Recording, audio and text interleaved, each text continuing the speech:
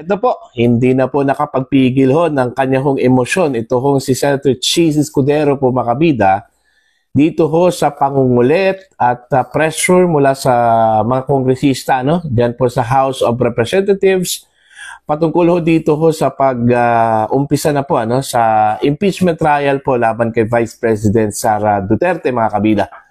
Sa isang panayam po kahapon, mga kabida, taasan hong sinabi po ni Senator Cheese Escudero, presidente po ng Senado, na hindi ho siya sunod-sunuran kay Speaker Martin Romualdez na kahit anong sasabihin ho, yuyuko at oo na lang po siya, mga kabida.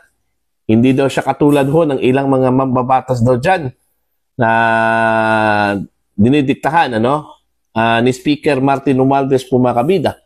Kagaya ho ng ginawa ho ng ilan sa mga kongresista dyan sa House, mga kabida, na pinipressure nila ito hong Senado at ito hong si Senator Cheese Escudero para umpisahan na po ito hong impeachment trial laban ho kay Vice President Sara Duterte. Pakinggan muna natin ito hong si Senator Cheese at pagkatapos niyan, magre-react tayo, mga kabida. Narito po.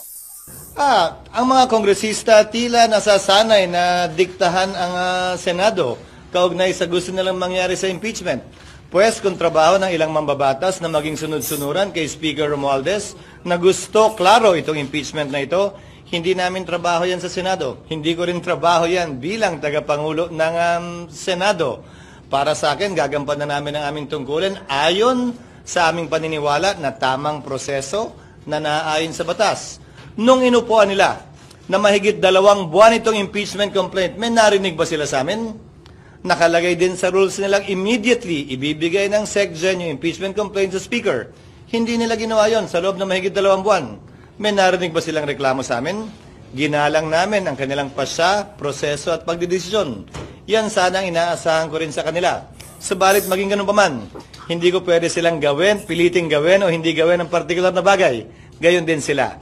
Kung nais nilang maging sunod-sunuran sa gusto ng kanilang speaker, pues hindi po namin trabaho yan. Ayan, nakatikim.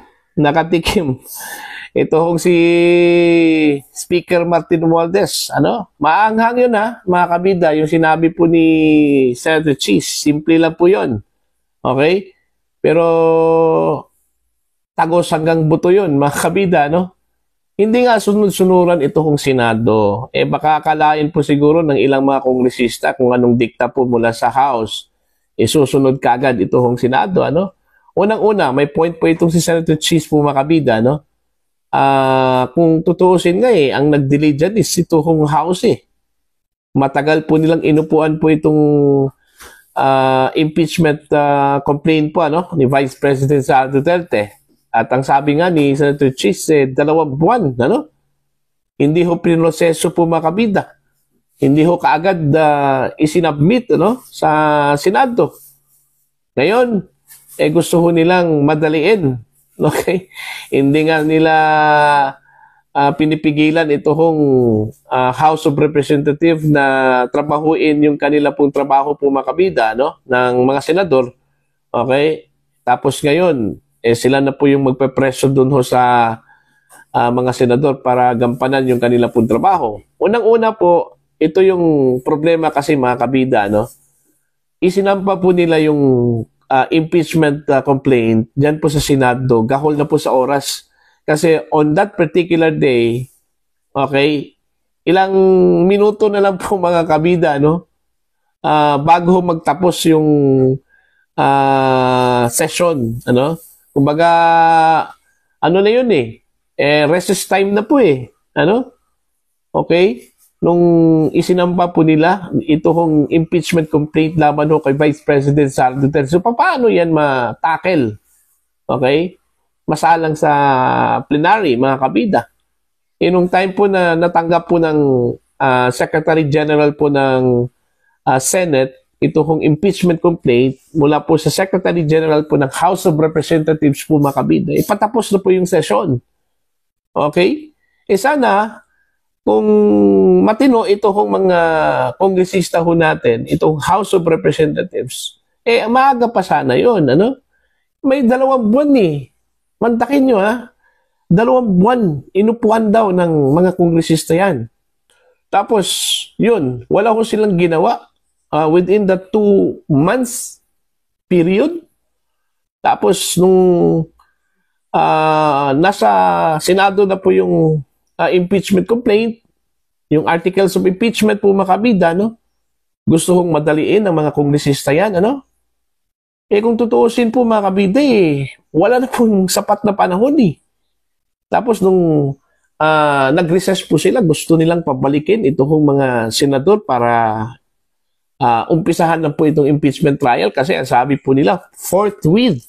Kasi ayon daw sa batas sa saligang batas, nakalagay po dun forthwith. Ibig sabihin, dapat immediately umpisahan na. Okay? Bakit matagal po nilang inupuan yun? Bakit isinabmit po nila nung time na mag-recess na po ito kung kongreso, mga kabida? Unfair naman po sa mga senador, ano? Babalik yung mga senador that time, yung ibang mga kongresista, magre-recess. Tapos yung mga senador, babalik sa Senado para i-try ito kung impeachment complaint, ano? Laban ho kay Vice President Sara Duterte. Sineswerte ito kung mga kongresista po, ano? Mga kabida.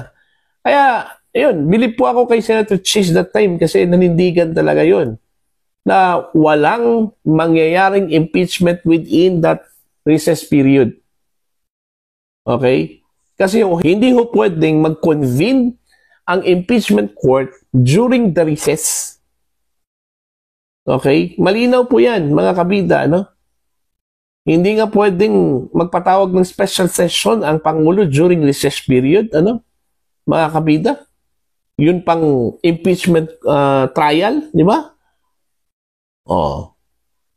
Tapos nung bumalik na po itong mga mambabatas po natin, last June to, gusto ho nilang madaliin kaagad, ano?